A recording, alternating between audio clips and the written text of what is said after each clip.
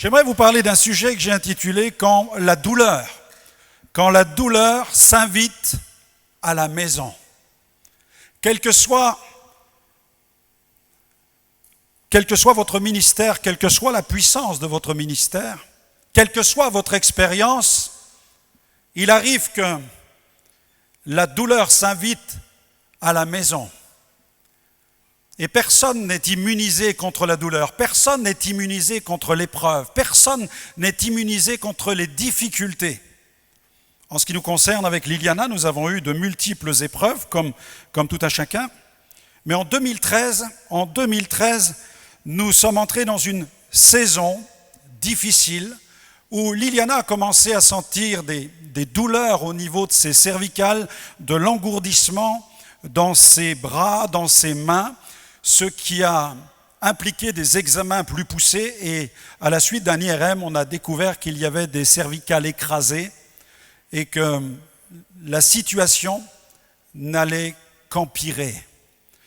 En 2014, on lui a prescrit ensuite un traitement avec une machine. Un spécialiste s'est occupé de lui prescrire cette machine. Cette machine avait pour but d'envoyer des informations pour activer tout son système nerveux, de toucher les nerfs, de toucher son corps, donner des impulsions pour essayer de restaurer ce qui était à restaurer. Mais malheureusement, l'affaire n'a fait que s'aggraver, à tel point que l'année suivante, nous avons dû rencontrer un neurochirurgien dans la ville de Reims qui, à la suite de la consultation d'un nouvel IRM, s'est rendu compte que son état s'était tellement aggravé qu'elle risquait la paralysie. Nous étions au mois de décembre. Il lui a dit, écoutez, je vous laisse tranquille pendant les fêtes de Noël. On se revoit au mois de janvier et puis là, il y aura une intervention. Et il y a eu une intervention. Mais avant l'intervention, je me souviens de cette parole qu'il a dit dans son bureau. Et il a dit, écoutez, voilà ce qui va se passer. Je vais intervenir, je vais opérer, vous allez échapper à la paralysie, mais vous avez deux options. Deux options vont se présenter à vous. Soit vous n'aurez plus jamais mal, ou alors, si vous avez mal, si vous avez l'information de la douleur, vous la garderez certainement toute votre vie. Et lorsque Liliana s'est réveillée après cette intervention chirurgicale, je me souviens encore de sa joie dans la chambre parce qu'elle cherchait sa douleur, elle n'avait aucune douleur. Alors nous avons fait le petit bagage, nous sommes rentrés à la maison, et puis là, arrivé à la maison, il n'y avait plus les effets des calmants. Et la douleur est venue, est apparue, elle a surgi avec une telle force qu'elle était clouée au lit malgré tous les calmants qu'on pouvait lui donner. Elle s'est retrouvée alitée pendant 2 mois. Et moi, contraint de faire le ménage, alléluia, amen, vous pouvez dire alléluia, cela, amen les hommes, amen, amen. Quels sont les pratiquants du ménage dans la salle? Levez votre main, amen, baissez votre main, je vous ai vu, alléluia. Amen, le ménage, mais pas seulement la cuisine, et là c'est encore un autre miracle. Mais heureusement, il y a quelques bons plats préparés en vente dans les magasins. Il a fallu pendant 2 mois s'occuper de la maison et puis s'occuper de Liliana qui était allongée, qui souffrait terriblement. Et l'une des plus grandes difficultés pour moi a été d'annuler les missions d'évangélisation qui étaient programmées. Parce que là, le ministère, tout à coup, se trouvait entre parenthèses. Pour combien de temps? Nous ne le savions pas. Et la douleur venait de s'inviter à la maison, un peu comme une bande de voleurs qui rentrent chez vous, qui vous saucissonnent, qui vous attachent sur une chaise, qui vous bâillonnent, vous lient les mains et les pieds, vous ne pouvez plus bouger. Et c'est ce qui s'est passé dans notre foyer. Bien entendu, j'ai imposé les mains, j'ai fait l'onction d'huile, j'ai prié, nous avons jeûné, nous avons fait tout ce que nous pouvions faire. Mais pendant des mois, Liliana souffrait de plus en plus, souffrait sans cesse et rien n'y faisait. Et quelques mois plus tard, Dieu soit béni, nous avons reçu la visite d'un couple d'amis engagés dans le ministère. Ils sont venus boire un café à la maison. Et puis, alors que nous étions dans le salon, nous avons passé une bonne heure ensemble à discuter, à nous exhorter, à nous encourager les uns les autres. Et à l'issue de cette discussion, nous avons proposé de prier. nous leur avons dit, nous voudrions vous bénir, prier pour vous, afin que le Seigneur continue d'arroser votre service. C'était vraiment la bonne opportunité. C'est important quand nous nous retrouvons dans les maisons d'avoir des temps de prière comme cela les uns avec les autres. Alors nous avons commencé à prier pour eux, et puis le frère a commencé à prier pour Liliana, parce qu'il savait quel était l'état de souffrance dans lequel elle se trouvait depuis des mois, et il était conscient de cette épée de Damoclès, en quelque sorte, qui pesait sur notre ministère. Et alors qu'il a mis sa main sur sa tête pour prier, moi j'ai ouvert les yeux, parce que je savais quel était l'état de souffrance dans lequel elle se trouvait. Et je voulais veiller à ce qu'il ne pose pas sa main, à ce qu'il n'appuie pas sur sa tête. Je me suis dit, parce que là, il ne se rend peut-être pas compte de l'état dans lequel elle se trouve. Mais quand je l'ai vu mettre sa main sur la tête de Liliana, il effleurait simplement le sommet de sa tête. J'ai été rassuré. Alors on a prié ensemble, et puis tout à coup en priant, soudainement j'ai vu Liliana tendre ses mains comme ça, comme si elle recevait quelque chose. Comme si elle recevait quelque chose. Ses yeux sont ouverts, elle m'a regardé, et j'ai compris que quelque chose était en train de se passer. Et puis le temps de prière s'est arrêté, elle n'a rien dit. Elle gardait la chose secrètement dans son cœur, et après l'avoir éprouvée pendant quelques jours, on en discutait ensemble, elle s'est rendue compte qu'elle était totalement guérie de ses douleurs cervicales, et depuis jusqu'à aujourd'hui, elle a été libérée de ces douleurs. On peut acclamer le Seigneur pour ça. C'est l'action merveilleuse du Saint-Esprit. La douleur. Cette douleur, elle était permise par Dieu. Si elle est permise par Dieu, c'est qu'elle doit remplir une mission et qu'elle comporte une vocation. La douleur comporte une vocation, celle de produire une œuvre dans notre vie qui va transformer notre caractère et aiguiser notre service pour Dieu et même notre ministère. Amen. La Bible nous dit que Dieu est capable de changer le mal en bien. Il peut même utiliser un mal pour produire ensuite un bien. Dieu soit loué. Peut-être souffres-tu ce matin d'une douleur. Peut-être que la douleur s'est invitée chez toi à la suite d'une séparation, d'une dispute, d'un divorce. La douleur s'est invitée chez toi dans ta maison. Peut-être qu'aussi la douleur s'est invitée chez toi parce que tu viens de passer par une épreuve et que tu es victime d'un licenciement sec. Ou alors la douleur s'est invitée chez toi parce que tu as une affaire qui est en justice et tu sais déjà que cette affaire va durer pendant des mois et peut-être même des années avant de toucher l'issue de cette affaire-là. Peut-être que la douleur s'est invitée chez toi parce que le diagnostic parle d'une maladie incurable et tu sais que tu vas devoir maintenant composer avec cette maladie jusqu'à la fin de tes jours. Enfin, c'est ce que tu penses. Mais quoi qu'il en soit, la douleur, c'est premièrement une piqûre de rappel. Une piqûre de rappel. Tu es participant de la nature divine, gloire à Dieu, et j'aime le dire, et nous aimons le prêcher dans cette église, nous aimons déclarer, nous sommes participants de la nature divine. Tu peux le dire à ton voisin, tu es participant de la nature divine. Si Jésus est en toi, amen, c'est la condition, si Jésus est en toi. La Bible dit que nous sommes participants de la nature divine. Mais avons-nous oublié, enfants de Dieu, que nous sommes aussi participants de la nature humaine ? Nous oublions trop souvent que nous sommes participants de la nature humaine et lorsque la douleur s'invite à la maison, Dieu nous rappelle que nous sommes des êtres humains qui émanons d'une création qui est marquée par la corruption. J'aimerais qu'on lise un passage dans 2 Corinthiens chapitre 4. Regardez ce que l'apôtre Paul déclare. 2 Corinthiens 4, versets 16 à 17. Et il nous exhorte en nous disant, ne perdons pas courage. Amen, ne perds pas courage, mon frère, ma sœur. Si l'épreuve, si la douleur s'est invitée chez toi, ne perds pas courage. Tu es en train de recevoir une piqûre de rappel. Et Dieu est en train de te dire, tu es participant de la nature divine, mais n'oublie pas que tu es aussi participant de la nature humaine. Et il déclare, notre cher apôtre, il dit, c'est pourquoi nous ne perdons pas courage, et lors même que notre homme extérieur se détruit, notre homme intérieur, vous avez vu ce que le texte dit, alors que l'homme extérieur se détruit.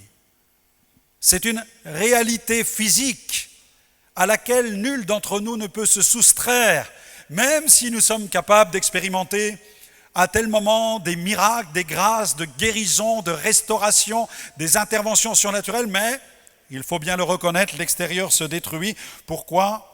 Eh bien parce que nous allons un jour revêtir notre domicile céleste. Et Paul déclare, notre homme intérieur, lui, se renouvelle de jour en jour. Car nos légères afflictions, j'aime beaucoup le passage, voyez la piqûre de rappel, ta légère affliction. Nous allons dire, non, pasteur, vous parlez de légère affliction, je viens de faire faillite. Paul dit, non, mais arrête, c'est une légère affliction. Parce que regarde ce que tu vas recevoir au ciel. Si on compare ta faillite avec ce que tu vas recevoir au ciel, allez, c'est une légère affliction. Tu vas dire, mais pasteur, j'ai une maladie incurable, peut-être même vais-je en mourir.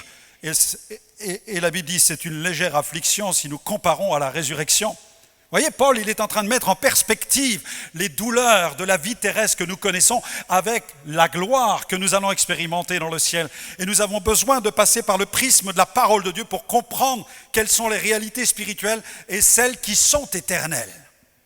Et ne pas regarder simplement à ce qui est temporel, mais nous fixer sur ce qui dure éternellement. Et l'apôtre Paul écrit toujours dans le même chapitre, regardez le verset 7. Nous portons ce trésor dans des vases de terre, afin que cette grande puissance, là quand il parle de la puissance de Dieu qui agit en nous, il parle de la grande puissance, il n'hésite pas à en parler de cette manière. Afin que cette grande puissance soit attribuée à Dieu et non pas à nous, nous sommes pressés de toute manière, mais non réduits à l'extrémité. Dans la détresse, oui, dans la détresse. Il t'arrive d'être dans la détresse, mais regarde ce que la Bible dit. Mais tu n'es pas dans le désespoir. Amen. Persécuté, oui, peut-être, mais tu n'es pas abandonné. Abattu, ça peut arriver que nous soyons abattus, mais pas perdus. Portant toujours avec nous dans notre corps la mort de Jésus, afin que la vie de Jésus soit aussi manifestée dans notre corps. Car nous qui vivons, nous sommes sans cesse livrés à la mort à cause de Jésus, afin que la vie de Jésus soit manifestée dans notre chair mortelle. Ainsi, la mort agit en nous. C'est vrai, c'est une réalité, je ne peux pas me voiler la face sur cette réalité-là, je dois l'intégrer en tant qu'enfant de Dieu, mais aussi la vie agit en nous. Certains chrétiens pensent que le fait de dire qu'ils sont malades, le fait de dire qu'ils souffrent, qu'ils passent par une épreuve, c'est un signe de faiblesse, peut-être même c'est un signe d'échec sur le plan spirituel, peut-être même d'incrédulité. Non, c'est simplement un signe que tu es humain. Premièrement, tu es fait d'humanité. Et Dieu désire manifester sa gloire dans cette humanité-là en te remplissant du Saint-Esprit afin que la vie aussi soit libérée au travers de toi. Il y a en fait dans ce passage une description par l'apôtre Paul de deux mondes. Un monde marqué par la douleur et un autre dénué de douleur. Au ciel, il n'y aura plus de douleur. Dis-le à ton voisin, au ciel, il n'y aura plus de douleur. Dis-lui qu'il l'entende, au ciel, il n'y aura plus de douleur. Amen. C'est ce que dit la Bible. Regardez ce que déclare l'apôtre Jean dans Apocalypse chapitre 21, verset 4. Apocalypse 21, verset 4. À qui Jean est-il en train d'écrire? Est-il en train d'envoyer une lettre au monde entier ou est-ce qu'il s'adresse à l'Église? Il s'adresse à l'Église. Et regardez ce qu'il dit aux chrétiens. Il leur dit ceci. Voilà ce qu'il déclare aux rachetés, aux enfants de Dieu. Il leur dit, il essuiera toute larme de leurs yeux. La mort ne sera plus. Ni le deuil, il n'y aura plus ni deuil, ni cri, ni douleur. Car ce qui existait avant a disparu. Il est en train de dire aux rachetés, avant ce qui existait en vous, c'était ça. Avant en vous, il y avait des cris. Avant en vous, il y avait de la douleur. Avant en vous, vous passiez par le deuil. Mais viendra le temps où ces choses ne seront plus en vous parce que vous serez en lui et vous serez dans le ciel. Alléluia. Où nous serons délivrés de toutes ces choses. Deux mondes. Un monde marqué par la douleur, un monde dénué radicalement de toute espèce de deuil, de douleur et de souffrance. À Dieu soit la gloire. Job fut terriblement éprouvé. Vous connaissez le livre de Job. Job fut terriblement éprouvé. Et pourtant, regardez ce que la Bible dit dans Job, chapitre 1er. Il y avait dans le pays d'Outs, Job 1, il y avait dans le pays d'Outs un homme qui s'appelait Job. Job. Et que dit la Bible à son sujet? Cet homme était intègre, droit, il craignait Dieu et il se détournait du mal. Et pourtant, cet homme va vivre un terrible cataclysme dans sa vie.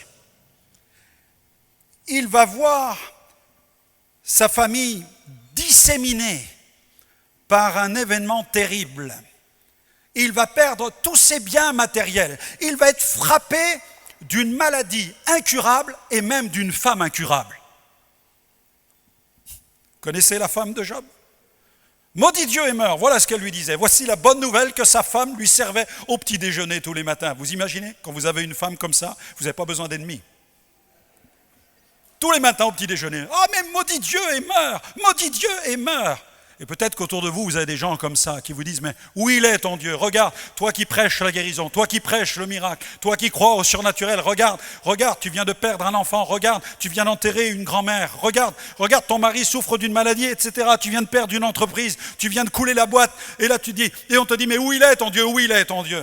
Justement, j'ai besoin de Dieu. Justement, j'ai besoin de Dieu. Amen. J'ai besoin du Seigneur dans les combats que je traverse. Deuxième point, la douleur, c'est un autotest. La douleur est un autotest. Elle nous place en fait face à nous-mêmes.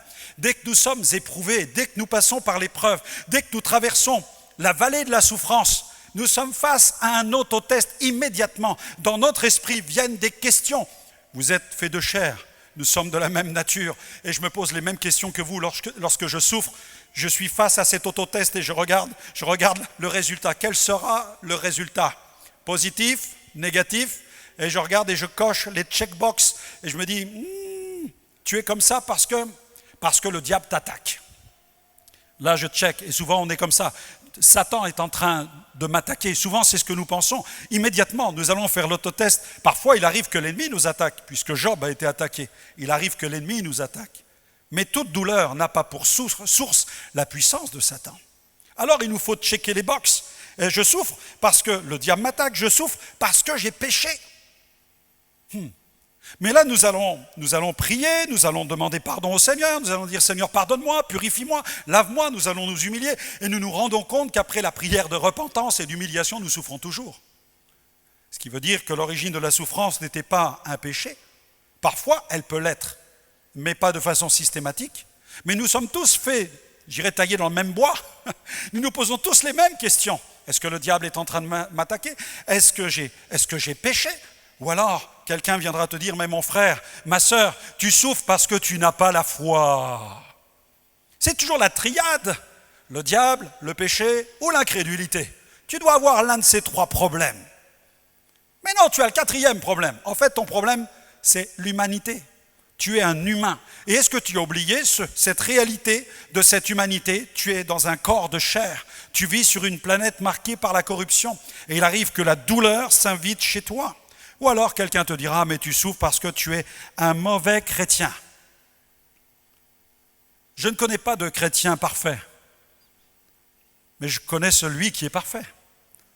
Et quand Dieu nous regarde, il nous regarde non pas au travers de nos faiblesses, de notre fébrilité, ni même de nos manquements, mais quand le Seigneur nous regarde, vous savez, comment il nous regarde?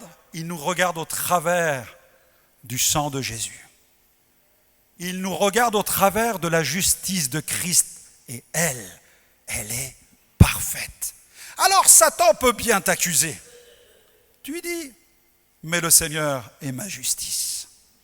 Tu peux te frapper la poitrine, mais à un certain moment, arrête de t'auto-flageller et déclare, il n'y a plus de condamnation pour celui qui est en Jésus-Christ. Quelqu'un peut te dire, tu es un mauvais chrétien. Déclare-lui, Jésus est le parfait sauveur. Amen. Tu fais l'autotest, tu coches les cases, mais à la fin, tu fais le bilan et tu dis, non, la réalité la réalité biblique, la réalité spirituelle, c'est mon identité dans le Christ, ma position dans le Christ. Voilà qui je suis en lui. Je sais en qui j'ai cru, déclarait Paul. Amen. Et en déclarant qui il est, eh bien je triomphe de toute espèce d'accusation de l'ennemi. Et je vais réfléchir sur la douleur qui s'est invitée à la maison. La douleur s'est invitée chez moi. La souffrance, la maladie s'est invitée chez moi. Sans crier gare, elle n'a pas frappé à la porte, elle a forcé la porte, elle est entrée dans ma vie, elle a pris place dans ma vie. Et là, je dois découvrir le chemin de la douleur, le chemin spirituel dans la douleur que Dieu trace pour moi. La Bible dit qu'il ouvre même des chemins dans le désert. Donc, dans la douleur, il ouvre des chemins. Troisième point, la douleur est un révélateur. C'est un révélateur. En chimie, il existe ce qu'on appelle des révélateurs. Les agents qui travaillent pour la police scientifique utilisent les révélateurs pour mettre en lumière les empreintes de ceux qui commettent des vols, de ceux qui commettent des crimes. C'est le révélateur chimique qui va mettre en lumière ces empreintes. Eh bien, la douleur, elle aussi, va être un révélateur de mon empreinte sur le plan spirituel. Qui suis-je vraiment au plus profond de moi-même? Lorsque nous traversons l'épreuve de la douleur devient révélatrice. Elle nous enseigne sur nous-mêmes. Elle nous enseigne sur notre compréhension de la parole de Dieu. Elle nous enseigne sur notre perception même de Dieu, sur le dessein de Dieu. Lorsque nous sommes dans la douleur, nous sommes entrés comme dans une classe. Une classe qui s'appelle douleur, dans laquelle nous allons apprendre plusieurs leçons. Et dans la classe de la douleur, il y a divers chapitres, diverses leçons que nous pouvons apprendre. Jésus a souffert. Jésus a souffert.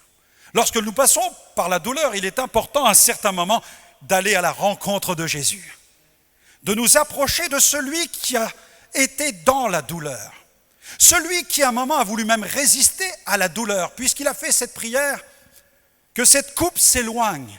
Mais il a ajouté derrière, regardez, non pas ma volonté, mais la tienne. Tant que nous résistons à cette école de la douleur, que nous ne l'acceptons pas, nous ne pouvons pas emprunter ce chemin par lequel le Seigneur va nous enseigner ce qu'il est par nature et par puissance. Amen. Tant que je résiste à cette épreuve, que je me frappe la poitrine, que je m'accuse, que je me condamne, que je cherche un coupable, je passe à côté, je ne suis pas entré dans la classe, je suis encore dans le couloir. Non, reste pas dans le couloir. Rentre dans la classe. Cette classe porte un nom, c'est cours de douleur. Et puis à l'intérieur, tu vas commencer à apprendre les leçons concernant la douleur, comme Jésus. S'il est possible que cette coupe s'éloigne, non pas ma volonté, mais la tienne. Luc 22, verset 42. Et Jésus a connu ce que nous pouvons appeler un baptême. On parle même, les théologiens parlent d'un baptême de douleur, d'un baptême de souffrance, à tel point que la sueur devenait comme des grumeaux de sang, la douleur transpirait par tous les pores de sa peau. Et il aurait pu appeler à son secours une légion d'anges. Jésus aurait pu échapper à la croix. S'il y avait bien un homme sur la terre qui aurait pu échapper à tout ce qui s'est passé à la croix, c'était lui. Mais lui, il a accepté d'emprunter ce chemin de douleur. Vous connaissez la Via Dolorosa, l'avenue, la rue, le chemin de la douleur, ce chemin qui mène à la croix, ce chemin par lequel Jésus est passé. La foule l'injuriait, la foule l'insultait, on le frappait, on l'a couronné d'épines, on l'a frappé avec un roseau, on a ôté ses vêtements, on l'a exhibé pour ensuite le clouer sur une croix et le suspendre entre ciel et terre. Et ceux qui étaient ses meilleurs amis, qui avaient vu tant d'œuvres accomplies, tant de miracles accomplis par Jésus, tous ont pris la poudre d'escampette. Ils sont partis, ils l'ont laissé en plan, tout seul. À part celui qui regardait à distance et Marie. Mais Jésus a connu un baptême de souffrance. Un baptême de douleur à tel point que le ciel s'est voilé la face. Et Jésus a dit, Père, mon Dieu, pourquoi m'as-tu abandonné? Pourquoi? Le mystère de la souffrance de la croix, qui est le cœur même du dessein de Dieu, qui nous parle d'un baptême de souffrance. Il a été blessé pour nos péchés, brisé pour nos iniquités. Le châtiment qui nous donne la paix est tombé sur lui. C'est par ses meurtrissures que nous sommes guéris. La douleur, un révélateur de notre empreinte spirituelle, de ce que nous sommes vraiment au plus profond de nous-mêmes. Combien de chrétiens ont quitté la foi parce qu'ils ont commencé à souffrir? C'est aussi un pédagogue. Dans le psaume 32, regardez ce que David déclare. Psaume 32, verset 8. Psaume 32, verset 8. David dit, je t'instruirai. Je te montrerai la voie que tu dois suivre. Il parle, en fait, le Seigneur parle par sa bouche. Je te conseillerai, j'aurai le regard sur toi. Et il nous dit, ne soyez pas comme un cheval ou un mulet sans intelligence. On les bride avec un frein et un mors dont on les pare, afin qu'ils ne s'approchent point de toi. Beaucoup de douleurs sont la part du méchant, mais celui qui se confie en l'Éternel est environné de sa grâce. La douleur fait partie du chemin de guérison. Celui qui s'est luxé l'épaule et qui est à terre, qui ne parvient plus à se relever tellement la douleur est intense, voit l'urgentiste se presser à côté de lui et il va falloir remettre l'épaule en place. Et je vous avoue que ça ne va pas être un moment agréable. Mais quand il va remettre l'articulation en place, il va y avoir une énorme douleur. Mais derrière, il va retrouver la mobilité. La douleur est révélatrice. Quatrième point, la douleur est aussi un booster de croissance. Regardez ce que Jacques a écrit. Prenez votre Bible dans Jacques, chapitre 1er, versets 2 à 3. Voilà ce que Jacques déclare. Je ne sais pas si vous êtes dans cette dynamique de foi et que vous êtes capable de mettre en pratique ce que Jacques vous invite à faire ce matin. Il dit, mes frères et sœurs, considérez comme un sujet de joie complète les diverses épreuves auxquelles vous pouvez être exposés, sachant que la mise à l'épreuve de votre foi produit la persévérance. Est-ce qu'on peut dire amen à cela? Regardez votre épreuve, regardez vos difficultés comme un sujet de joie complète. Il est en train de nous amener dans le cours concernant la douleur. Comment gérer la douleur? Comment interpréter la douleur? Comment fonctionner au milieu de la souffrance, au milieu de la douleur? De quelle manière? Comment allons-nous procéder? Dans 2 Corinthiens, chapitre 1er, versets 3 à 5, l'apôtre Paul ajoute ceci, « Béni soit Dieu, le Père de notre Seigneur Jésus-Christ, le Père des miséricordes, le Dieu de toute consolation. » Il ne manque pas de le dire, de l'affirmer, de le déclarer. « À qui nous console dans toutes nos afflictions, afin que par la consolation dont nous sommes l'objet de la part de Dieu, nous puissions consoler ceux qui se trouvent dans quelque affliction. Car de même que les souffrances de Christ abondent en nous, de même notre consolation abonde par Christ. » Tu es à l'école de Dieu.